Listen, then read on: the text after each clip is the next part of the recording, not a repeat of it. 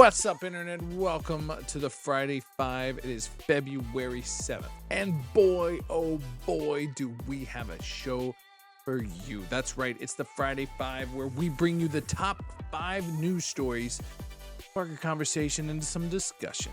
You're going to want to stick around to the very end because I believe every single one of you that watches this is going to have something to say. So you know the drill. Make sure you hit that like and subscribe.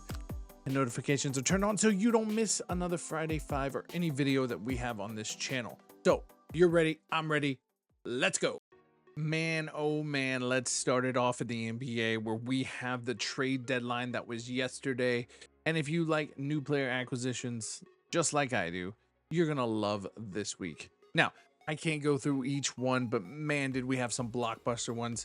Headlining by what probably happened overnight for most of us was Luka and the Anthony Davis trade. The Mavs get Anthony Davis, Lakers get Luka, then followed by Fox going to the Spurs, Zach LaVine going to Sacramento, Dennis Schroeder hopping around 5 or 6 different places before landing on Detroit. And yes, finally, the drama of the Miami Heat. They got rid of Butler, or they found a spot for him in the Golden State Warriors. Now, just take a glance at this picture.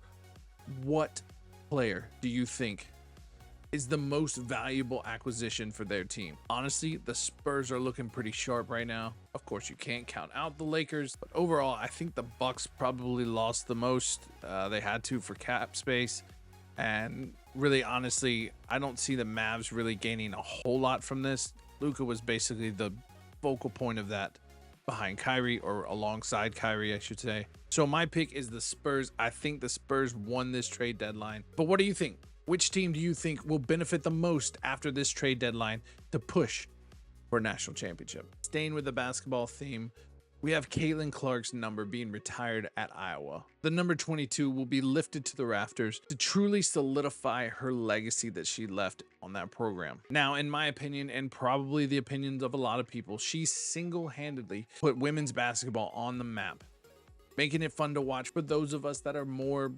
accustomed to the fast pace of men's basketball. Now, she spent 4 seasons with the Hawkeyes, and during those 4 seasons, she accumulated 3,951 total points, which is an NCAA record. And as we all know, she continued her legacy into the WNBA, being the first overall pick in the 2024 draft. So Caitlin Clark, congratulations.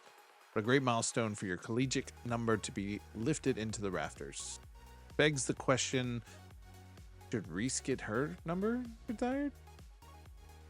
Now we shift our focus to the NFL, where last night they revealed the trophy winners, the NFL honors of 2024. Now, the coveted MVP trophy is with a big talk between Josh Allen and Lamar Jackson. Josh Allen squeaked by, receiving 27 first place votes. Lamar Jackson's 23. Both of their numbers are very comparable. They pretty much had the same season. I think both of them were around 13 wins, 12 wins, something like that. So do you think they got it right with Josh Allen over Lamar Jackson, or do you think Lamar Jackson should have taken home the trophy? Now, Offensive Player of the Year was pretty much an easy pick with Saquon Barkley running basically 5 million miles. Patrick Surtain won the Defensive Player of the Year and becomes one of the first cornerbacks since 2019 to win this honor. Other winners were Jaden Daniels for Offensive Rookie of the Year and edge rusher Jared Verse, Defensive Rookie of the Year. But overall, I think each person deserved the trophy that they got. But let me know what you think. Was there somebody more deserving than the person that got it?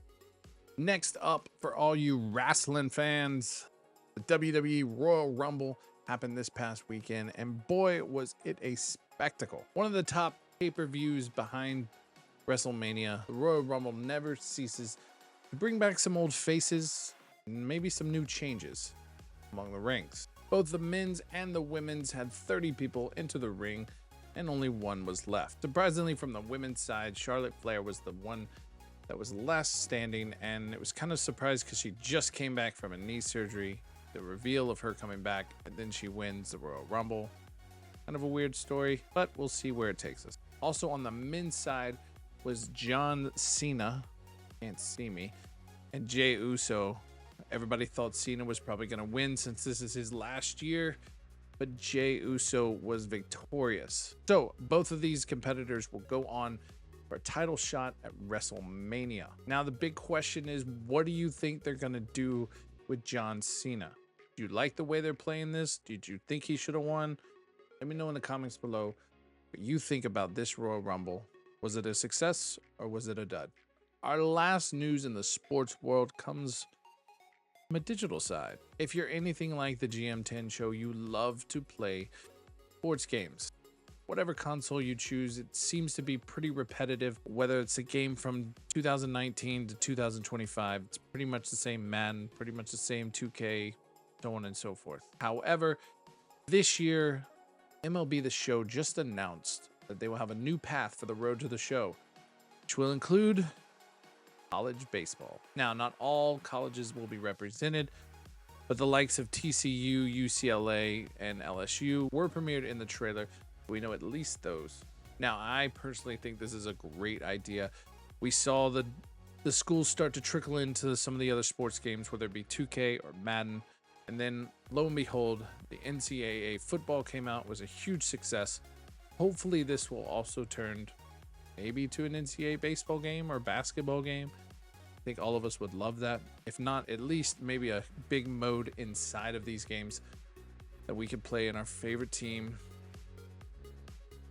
and beat up on Ohio State. But let me know what you're excited about in this game. I know a lot of us are playing it, as we do play NHL 25 every week on this channel. So catch us live, and I promise you, you won't disappoint in the great skill that we have as old people playing video games.